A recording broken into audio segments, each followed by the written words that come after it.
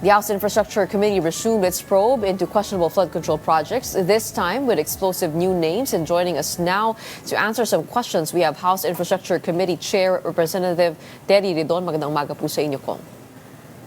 Ay, magandang umaga. Maraming salamat sa pag-imbita. Congressman, bombshells were dropped in your hearing yesterday, the biggest of them all, tagging two senators as complicit to systemic corruption. Una-una, sinabi ba sa'yo ni Brice that he was going to bear all before the actual hearing yesterday? No, we weren't actually prepared for that. So we weren't prepared for the pictures as well and the screenshots of the conversations with personnel of Senator Jinggoy and with Senator Joel Villanueva himself. No? And with that, what kind of security will be provided for Brice? I understand it's not just him, also JP, yung katabi niya. Ilan kaya sila na paprotektahan ng House? Sila pong dalawa. Si kay Brice po kasi joint custody po ito with the Senate. Si JP Mendoza po ay para po sa Kongreso lang po. Hindi lang po silang dalawa, kundi kahit po yung pamilya nila, no, ay gagawa na po ng protected custody ng Kongreso. So we will make arrangements within the day para dun sa pamilya naman po nila. But as it stands, is it correct that Brice is in the PNP custodial facility? Yes, correct. And I think si JP Mendoza will also be staying there, no? Pero yung sa pamilya nila, I think we have to determine pa ho where they can actually stay. Will they both apply for state witness? That is something that I'm not certain about kasi DOJ po yun, no? Yung po magde-decide dyan. Okay. Pero I think they can qualify for it kasi ano lang naman ho sila eh. Staff lang ho sila ni District Engineer Alcantara, sila yung inuutusan. It just so happened na syempre they have particular documentation and evidence, no? Linking senators and District Engineer Alcantara dito po sa mga proyekto and payoffs. And the burden of proof, of course, on the accusations, medyo mabibigat po kasi ito, no, will be on Brice Hernandez. As a lawyer, do you think he has enough proof as it is? Yung kahapon ng mga ipinakita na Viber screenshots, mga litrato na magkakasama ang kanyang boss na si Henry Alcantara with the Senator Jinggoy and yung record sa casino, what do you think? Do you think that this is enough proof already? Yung si Engineer Alcantara, no? I think malinaw na ho yun, yung relation niya sa ghost projects at iba pang mga bagay. No? Yung sa pag-link po ng mga senators, may mga kailangan po tayong mga particular na detalye tungkol dyan. Pero I think very important po yung dalawang points. No? Una, hindi ho ma-deny na ho ni Senator Joel na he was actually talking to District Engineer Alcantara. Kasi inadmit na ho ni D. Alcantara na it was actually a conversation with Senator Joel, ang hindi lang ho niya ina-admit yung fact that they were talking about flood control projects. No? Pero I think it is clear na talagang yung conversation na yon is with Senator Joel. So ano na ho yun, admitted na ho yun yesterday. No? Tapos secondly, yung denial po ni Senator Jinggoy, nakilala niya si Mr. Alcantara, I think nalatag naman ho yun na firstly it was a denial by Mr. Alcantara, no? Pero he was confronted with the pictures. And then he was confronted with the facts na you were actually working with he was working in City Hall, no, with Yusek Bernardo and during the time that Mayor Estrada was in the Manila City Hall, no. So parang these are like facts na para mahirap na hong basagin ng general denials ni Senator Jinggoy and Senator Joel. Congressman, alam naman natin that this probe is in aid of legislation. Pero ano kaya sa tingin ninyo ang mga kasong maaari ng maisampa sa ngayon? For example, pwede na ba yung money laundering given na meron ng actual paper trail? Well, I think sa bahagi po ng Senado yun, kay Senator Ping Lacson ho yun na mas linatag, no? Sa bahagi po namin, yung pong pinag-usapan na, at least hindi ho dito sa usapin po kina Senator Joel and Jinggoy, no? Kundi dito sa usapin po ng mga diskayas, para maipalabas natin doon that they actually admitted sa plunder, no? So I think yan po yung mga pwede na hong ikaso at pag-aralan versus the Vizcayas in the coming days. Okay. And then another thing, no, yung medyo umamin din si Henry Alcantara that nagpapahiram ng lisensya. Yun naman ho ay pwede na rin bang i-pursue yun?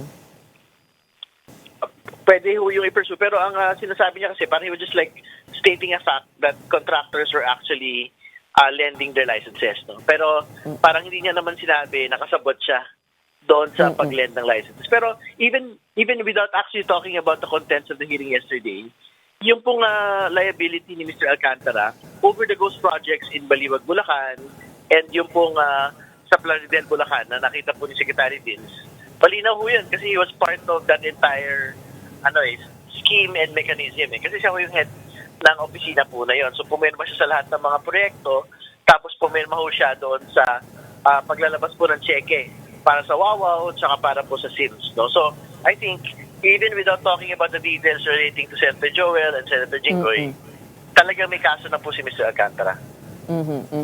Okay. With what happened over at the Senate at pati naman sa House kahapon, there is a perception that senators and congressmen appear to be drawing battle lines between the two chambers. Yesterday, several senators have said na the admission or the testimony by Brice Hernandez appears to be designed as retaliation by House leaders. What would you say to that? Tingin ko hindi naman. Kasi malinaw naman ho na nakalink ho, for example, to line items eh. Kasi buti kung walang line items na binanggit si Brice, no? Patungkol doon sa dalawang senador. Okay, people can say that it's actually a retaliation. Pero very specific yung line items. Tapos tinatay ho nila doon sa projects po ng mga senador. No? So ang denial po nila, gusto nila malaman kung nasaan ho yun lagay kasi wala naman daw evidence.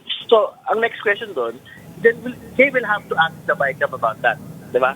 Kasi as far as we're concerned, relating to the Plaridel Ghost Project, yun na ho yung next step for us. We want to make a determination who actually inserted that Ghost Project into the 2024 General Appropriations Act. So, ibig sabihin, ang next step for the Senate, at least for their defense, is kailangan magkaalaman. Yung bang binanggit ni Brice ay talagang naka-insert sa BICAM at nakatali pa sa kanilang dalawang mga senador. Ibig sabihin ba kung open na rin kayo na pag-usapan nitong mga insertions? Kasi noong una, parang sabi nyo, ang scope nitong infracom ay flood control lamang. Doon sa mga bringing up ni Congressman Toby Chanco. Open na rin ho kayo na pag-usapan nitong mga insertions? To be very clear, yung discussion on Plaridel and the BICAM is still linked to the flood control project. It is not like a scattershot insinuation of Congressman Chanco na parang it doesn't relate exactly to flood control. So we will talk about the BICAM only because it is related to the Ghost Project in Plaridel and on the 2024 General Appropriations Act. But there were also revelations from contractors na sinasabi na pagka ang insertions ay unprogrammed, ay pagka ang budget ay unprogrammed or insertions, parang automatic 25% yung nagiging patong.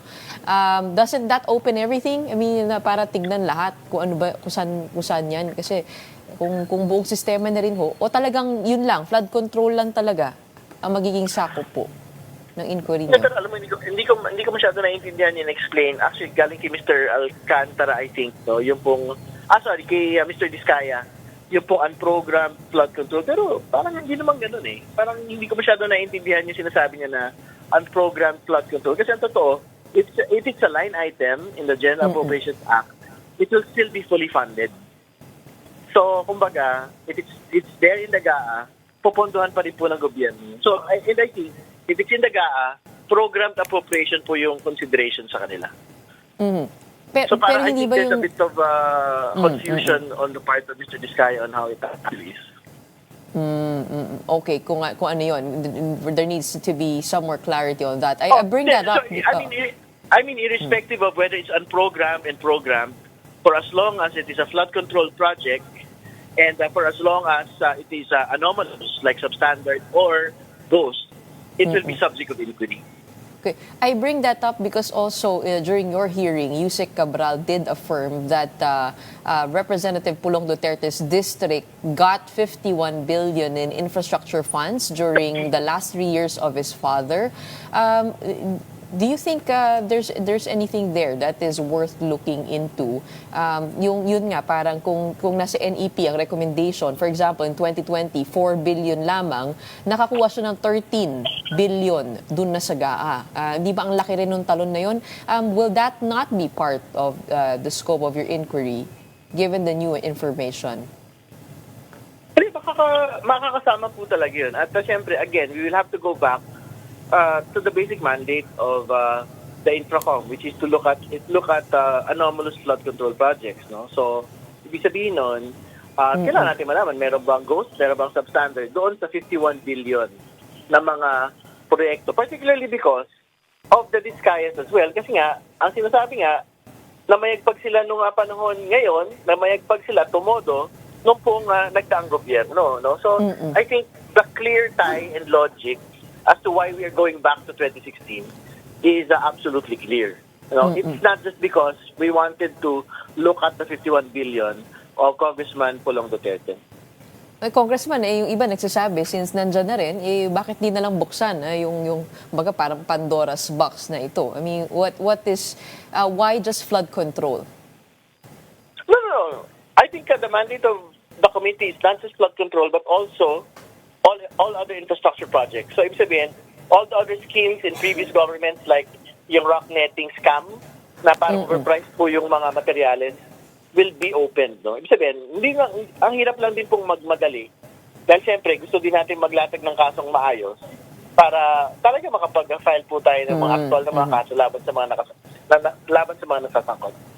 For the proper build-up of the case para hindi po malunod, ano? Kasi parang sa totoo lang kami publiko nalulunod na ang dami po sabay-sabay po na impormasyon na dumarating, pero yun nga, no, yung malalaki hindi po namin nami-miss out yan, katulad na lang ng involvement o possible link of the former DPWH Secretary Manny Bonoan. Will he be summoned to your next hearing, given na alam ko sa kabila po yun, sa Senate po, si Ping Lacson ang nagsabi na there's a possible involvement between the MBB Corporation of his daughter with Global Crete, one of the top contractors in flood control. Sino po ang isasamon susunod ng House? At kasama ba dun si Secretary Manny Bonoan? Papipinalin pa namin yung next agenda, no? Kung tapos na. Kasi inantay pa namin, for example, si Sara Diskaya na bumalik, no? Kasi obviously nawasak ko talaga yung affidavit ni Curly Diskaya kahapon. Ang dami niyang atras-abante, tapos hindi din talaga, obvious talaga na hindi niya sinasabi yung kabuang pong katotohanan. So I think we will have another round with the Diskaya couple, no? Pero I think pwede yung ma-invite ulit si Secretary Bonoan. Pero siyempre, that is the Senate research, eh. So tingnan pa ko namin if we'll be able to get a little bit more details on the matter. What would you want to find out with Curly Diskaya? You already mentioned there was a gaping hole between 2016 to 2022. Ano pa yung mga tingin ninyong pwedeng malaman? Major pa rin yun, eh. Major yun, unanswered and unconvinced. Yung pong committee, again, I will state it, bakit walang senador sa listahan kung ginagawa nila yan as an obvious mechanism for such a long time? And secondly, bakit yung ledger po nila ng payoffs nagsimula lang po ng 2022 kung linatag po namin sa kanila na in every administration they were the top contractors, no? And yung excuse nila na ngayon lang kasi naghigpit so na pwersa silang magbigay, hindi naman daw po yung totoo, sabi ng DPWH mismo. Kasi nga, ang sinasabi ng three-strike rule did not get implemented in 2022. It got implemented in 2015. Diba? And the basic law for that was implemented in 2003. So, kumbaga, they cannot say anymore that that was actually the reason why they started making payoffs lang noong 2022. So, kumbaga, kung magsasabi sila ng totoo, sabihin na nila. At tingin ko, yung mga particular na detalye na yan, yung walang senador na nababanggit at before 2016, yun po yung mga mahalagang mga detalye na kailangan pong malaman ng bayan. Congressman, alam ko senador ho siya, no? Pero he was the former DPWH secretary. We're talking about Senator Mark Villar. Is it possible to call him as a resource person in your probe? Or meron pong pagdating sa ganon, parliamentary courtesy? Paano po may rules sa ganon? Well, we will try to invite him. Pagka ho talaga, for example, directly link siya, for example, named siya, no, in a particular anomalous transaction, we will, syempre, we will try to invite him, but we cannot compel him. Kasi that will break inter-parliamentary courtesy. Will you try to invite Senator Jinggoy and Senator Joel, or is that No, I futile? think we will not break inter-parliamentary courtesy. When it comes to that. Pero that's just me. That's just me. I have to talk to the committee first kung talaga bang kailangan. Oo. Pero ibig sabihin, they have okay. their platform in the Senate. We will let them have their platform in the Senate. Okay, bukod po kay sa mga diskaya, sino pa po ang iimbitahan po sa susunod? Well, hindi pa po tayo tapos sa Wawaw. Hindi pa sila nagpakita, I think, kahapon. Yung SIMS, ito po yung mga involved sa mga ghost projects, bubuin pa ho natin yung testimonies din nila sa Kongreso kasi sila lang naman ho yung mga missing pieces para dyan po sa ghost projects po sa Baliwag and sa Plaridel. Will you also be inviting Yusek Bernardo to the next hearing? I think pwede ho siyang maimbita kasi napangalanan siya sa amin pong komite. In fact, napangalanan din po siya sa Senado. Ito nga ho, when it comes to him, actually several times po nabanggit yung pangalan niya. It seems that Yusek Bernardo, Henry Alcantara, and may relasyon po yan, no? They go all the way back to Manila City Hall days, of course, which was ran by the former President Joseph Estrada. What do you make of the connections here? Basically, doon nga ho nahuli si Mr. Alcantara. Doon sa kanya pong general denial na hindi niya kilala, hindi niya kaibigan si Senator Jinggoy. Kasi nga, he was confronted after that general denial, he was confronted with the pictures of him being in two parties, and secondly, he was confronted with the fact that he actually worked with Undersecretary Bernardo during the time of Senator Jinggoy's father's term, no, in the city of Manila. So, parang ang hirap ang hirap karoon ng general denial in the press conference na wala siyang kinalaman sa kahit ano, given these contending evidence. And is there, DE Henry Alcantara, what is his situation now? Has he been cited in contempt, and is he kept in the house? No. Ano pa rin siya? Wala pa rin pong contempt citation versus the Engineer Alcantara. So hopefully he will still cooperate, no, with us in the next couple of hearings. Oo, kasi baka ho, mapasalita rin katulad ni, ni Brice Hernandez kung sakasakali. Conscious naman tayo dun sa contempt powers, pero kumbaga, ayaw din natin kasi loosely in-implement siya.